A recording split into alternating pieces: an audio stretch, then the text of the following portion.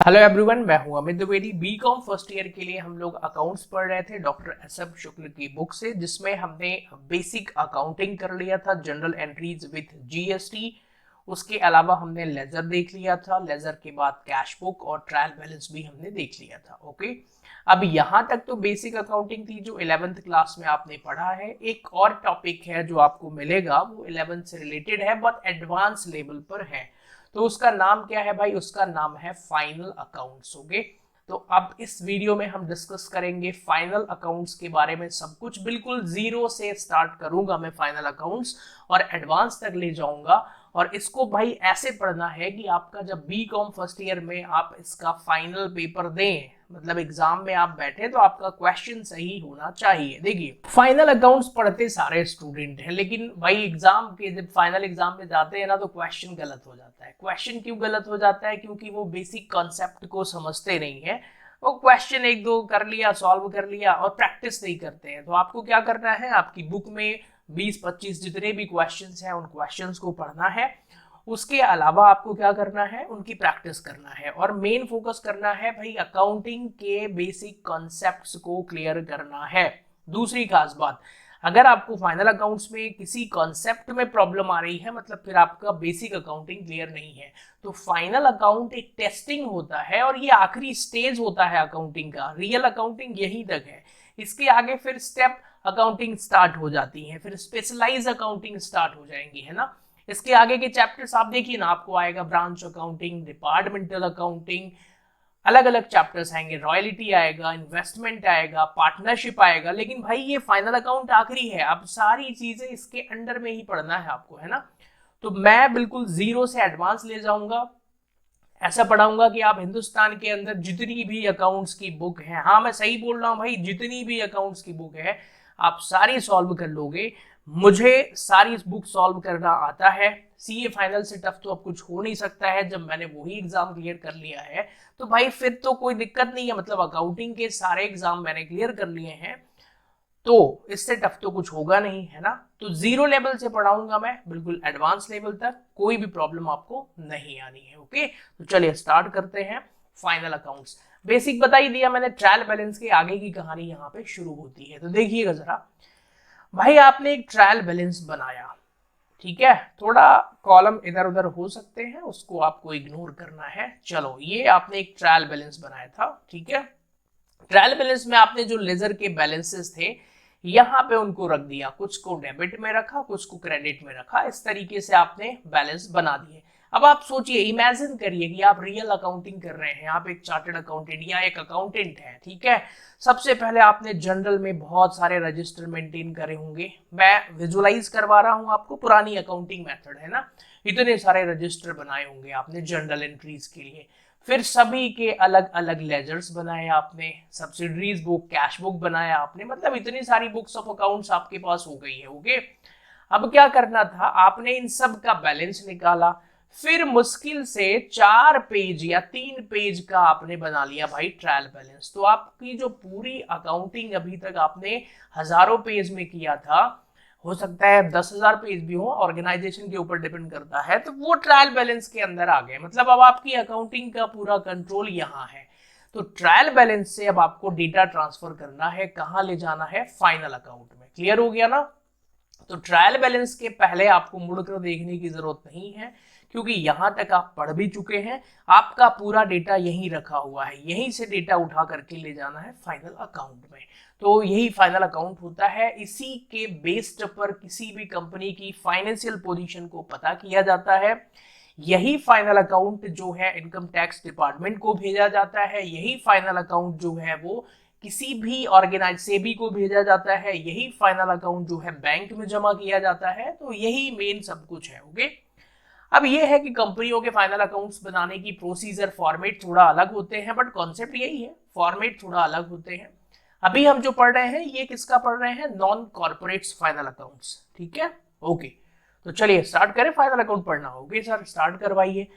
तो देखो भाई, फाइनल अकाउंट में सबसे पहले क्या होता है, आपको बनाना पड़ता है ट्रेडिंग अकाउंट। ओके, आप ट्रेडिंग अकाउंट बना लेंगे। ट्रेडिंग अकाउंट बनाने के बाद यहां से फाइनल जो इनपुट निकलता है वो होता है ग्रॉस प्रॉफिट का या फिर लॉस का। तो ट्रेडिंग अकाउंट बनाने के बाद आपको रिजल्ट आ जाएगा ग्रॉस प्रॉफिट का। उसके बाद आपको क्या बनाना है, यहाँ फिर आपको बनाना है प्रॉफिट एंड लॉस अकाउंट। तो भाई यहाँ पर आपको फिर profit and loss account prepare करना है। Profit and loss account prepare करने के बाद यहाँ आपको आ जाना है और फाइनल में बैलेंस शीट बनाना है। ठीक है भाई, बैलेंस शीट ही सब कुछ होता है। जैसे किसी इंसान को के चेहरे को देख के आप पहचानते हैं, वैसे ही कंपनी की बैलेंस शीट है भाई। किसी कंपनी की फाइनेंशियल पोजीशन देखना हो, उसकी बैलेंस शीट देख लो, है ना। बैलेंस शीट का महत्व क्या है, मान लो एक डॉक्टर है और वो किसी पेशेंट को देख रहा है, उसकी एक्सरे रिपोर्ट को जिस तरीके से वो देखता है और उसको एनालाइज करता है कि भाई ये प्रॉब्लम है, सेम इमेजिन करो कि ये बैलेंस शीट है। बैलेंस शीट को देख करके आप इमेजिन कर सकते हैं कि उस कंपनी में क्या इश्यूज हैं, क्या प्रॉब्लम है, कितने फाइनेंशियल स्ट्रॉन्ग है वो या वीक है, वॉट एवर। ठीक है, पूरा एनालाइज यही होता है। अकाउंटिंग यहीं तक होती है, मतलब जो बुक कीपिंग का काम है और मेन अकाउंट्स यहाँ होता है। इसके बाद फिर स्पेशलाइजेशन और एनालाइज अकाउंट स्टार्ट होती है। क्लियर हो गया। इसके बाद हमें सिर्फ एनालिसिस करना होता है डेटा का। किसी भी ऑर्गेनाइजेशन की अकाउंटिंग यहीं पे क्लोज होती है। फिर उसके बाद फाइनेंशियल अकाउंटिंग होती है भाई, बहुत सारी अकाउंटिंग होगी, फिर डिफरेंट अकाउंटिंग हो जाएंगी, बट सबका एंड अप यहीं पे होना है। ओवरऑल कंक्लूजन तो भाई बैलेंस शीट ही है, वही आपको सीखना है। तो हमें इस मतलब फाइनल अकाउंट में क्या क्या सीखना है, देखिए सबसे पहले हमें ट्रेडिंग अकाउंट सीखना है जिसका फाइनल रिजल्ट ग्रॉस प्रॉफिट आता है। प्रॉफिट एंड लॉस अकाउंट सीखना है जिसका फाइनल रिजल्ट नेट प्रॉफिट या लॉस हो सकता है, और बैलेंस शीट देखना है। तो इन तीनों के फॉर्मेट आज इस वीडियो में हम देखेंगे। उसके बाद एक नई चीज है भाई, खतरनाक चीज है, वो है एडजस्टमेंट्स। तो सारे के सारे एडजस्टमेंट्स देखेंगे हम। ओके, और एक बात बताता हूं मैं आपको, अगर आपको एडजस्टमेंट्स नहीं आता है तो आप फाइनल अकाउंट में एक्सपर्टीज लेवल नहीं ला सकते हैं। मतलब आपको सारा फॉर्मेट आना चाहिए, एज वेल एज आपको एडजस्टमेंट आना चाहिए। अकाउंटिंग में आपका कॉन्फिडेंस तभी बढ़ेगा जब सारे एडजस्टमेंट आपसे बनते हों। ओके, मैं बिल्कुल प्रैक्टिकल अप्रोच बता रहा हूँ भाई, मैंने क्योंकि मैं पढ़ाता भी हूँ as well as real accounting भी करता हूँ, दोनों एक्सपीरियंस है मेरे पास, इसलिए ये फाइनल अकाउंट का अलग ही इंपॉर्टेंस है। अब क्योंकि डिजिटल का जमाना है, इसलिए मैंने भाई इनके फॉर्मेट रेडी करके रखे हैं। आइए, तो मुझे लिखने की ज्यादा जरूरत है नहीं, मैं कोशिश कर रहा हूँ कि न्यूमेरिकल क्वेश्चन भी ना मैं बहुत सारे ऐसे ही सॉल्व कर लूँ, जिससे थोड़ा सा टाइम बचेगा मेरे लिए। मतलब बोर्ड पे सॉल्व करने में एक क्वेश्चन में 40 मिनट लग सकता है, तो इस तरीके से देखेंगे। खैर अभी तो ट्रेडिंग अकाउंट पर आते हैं। This is the format of trading account, class 11th में आप पढ़ चुके हैं इसको। भाई यहाँ पर सबसे पहले ये टू करके लिखा जाता है, यहाँ जो भी चीजें आएंगी वो बाय करके लिखी जाती है, ठीक है ना। ओके, तो यहाँ सबसे पहले हम लिखते हैं टू ओपनिंग स्टॉक, जो भी पुराना स्टॉक दिया होता है। फिर यहाँ पर आ जाएगा टू परचेज, इसमें से परचेज रिटर्न्स को हम माइनस कर देते हैं। परचेज रिटर्न का ही एक दूसरा नाम है रिटर्न आउटवर्ड, ये याद रख लेना आप, ठीक है। परचेज रिटर्न माइनस करने के बाद हमें माइनस करने हैं सारे डायरेक्ट एक्सपेंसेस। अब आप कहेंगे सर ये डायरेक्ट एक्सपेंसेस क्या होता है, और आप कहेंगे सर ये गलत बात है, आप फॉर्मेट रट के आ गए हैं, हमको गलत सलत पढ़ा रहे हैं। तो भाई लो चलो बना लेते हैं ट्रेडिंग अकाउंट का एक फिक्स्ड फॉर्मेट यहाँ बना लेते हैं। ओके, तो आइए जरा लाइव एक फॉर्मेट आप भी मेरे साथ ड्रॉ करिए कॉपी में। और भाई अभी तक जिसने कोर्स खरीदा नहीं है, डिस्काउंट प्राइस चल रहा है, हाँ थोड़ा सा बता देता हूँ मैं। अभी कई स्टूडेंट को हो सकता है फाइनेंशियल इशू की वजह से नहीं खरीदते हो, बहुत सारे लोगों ने मैसेज किया सर प्राइस कम कर दीजिए। भाई 50% ऑफ कर दिया है मैंने। 999 रुपीज में जो कोर्स दे रहा था ना मैं, वो आपको अब कितने में मिल रहा है, 499 रुपीज में। भाई अब तो 50% कम है। इस 499 का भी एक्सपेक्टेशन आपको करूंगा तो मुझे कोई बहुत अर्निंग नहीं होना है इससे, है ना। इस पे जीएसटी इंक्लूड है, इस पे इंटरनेट हैंडलिंग चार्जेस इंक्लूड है, इस पे ऐप मेंटेनेंस चार्जेस इंक्लूड है, सब इसी में इंक्लूड है। थोड़े बहुत मेरे पढ़ाने के भी इसमें इंक्लूडेड है। Got it.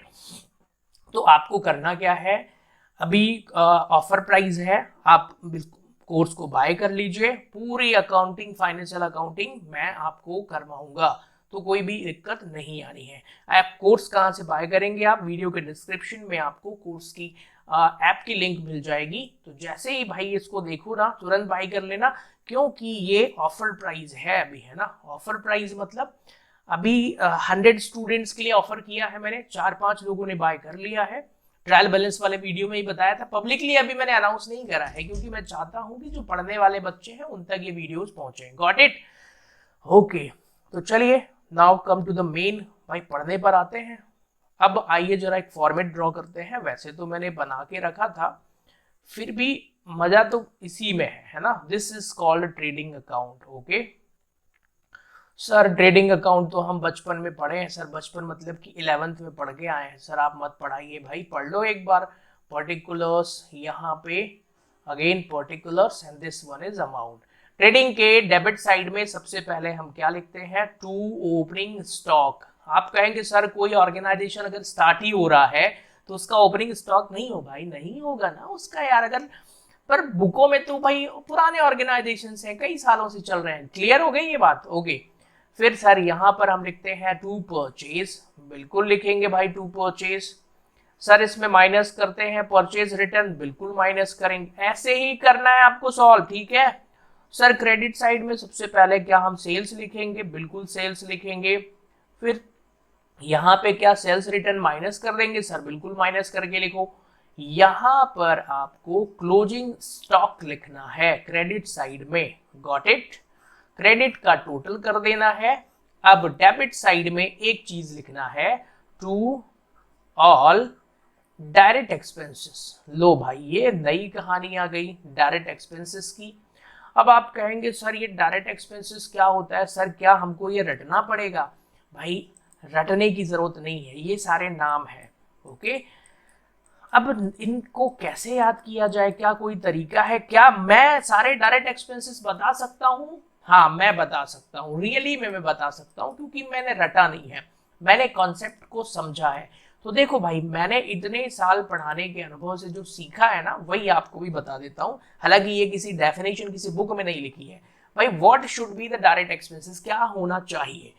तो मेरे पास दो डेफिनेशन है, खुद की है, किसी किताब में नहीं पढ़ा मैंने। ओके तो डायरेक्ट एक्सपेंसेस की डेफिनेशन भाई देखो, डेफिनेशन बुकों में लिखी होगी, पता नहीं क्या क्या लिखा होगा, मैं बताता हूँ। मेरा जो अनुभव है पढ़ाने का उसके आधार पर मैंने क्या सीखा वो बता रहा हूं मैं। भाई डायरेक्ट एक्सपेंसेस का मतलब ऐसे एक्सपेंसेस जो परचेज या प्रोडक्शन से डायरेक्टली रिलेटेड होते हैं, ठीक है ना। परचेज करने से या फिर प्रोडक्शन या मैन्युफैक्चरिंग बोले आप उसको, जो भी डायरेक्ट रिलेटेड होते हैं वो डायरेक्ट होते हैं। और जो परचेज या प्रोडक्शन में इनडायरेक्ट रिलेटेड होते हैं वो कौन से हो जाएंगे? Indirect expenses. दूसरा एक और लॉजिक बताता हूं, ऐसे एक्सपेंसेस जो फैक्ट्री के अंदर किए जाते हैं वो डायरेक्ट हो सकते हैं। कैसे? आप कहेंगे सर ये लॉजिक किसी किताब में नहीं लिखा है। भाई बता रहा हूं, मैं समझा रहा हूं। प्रोडक्शन से डायरेक्टली रिलेटेड कैसे होता है? देखो सबसे पहले वेजेस। वेजेस मतलब वर्कर्स को हम डायरेक्ट सैलरी दे रहे हैं जो उस प्रोडक्शन पे काम कर रहा है। फ्यूल एंड पावर है ना, कोल एंड वाटर हो गया, मैन्युफैक्चरिंग एक्सपेंसेस हो गया, और अदर कई सारे, कैरीज हो गया, कैरीज ऑन परचेज। अब सुनो भाई, कैरीज ऑन सेल्स जो है ना, carries on sales, carries on sales indirect expenses है ये, क्योंकि ये मैंने बताया ना परचेज से रिलेटेड होना चाहिए, सेल्स से रिलेटेड चीजें तो इनडायरेक्ट होती हैं। Got it? I hope you understand. आप कहेंगे सर फैक्ट्री के अंदर तो कौन काम करता है? एम्प्लॉइज भी, उनको सैलरी मिलती है सर, लेकिन सैलरी तो डायरेक्ट होती नहीं है सर, आपकी डेफिनेशन गलत है। अरे भाई जरा ध्यान से सुनो, salary it is not fixed कि वो वर्कर उसी प्रोडक्ट में काम कर रहा है ना, इसलिए सैलरी को इनडायरेक्ट ऑफिस का खर्चा माना गया है सैलरी को, है ना।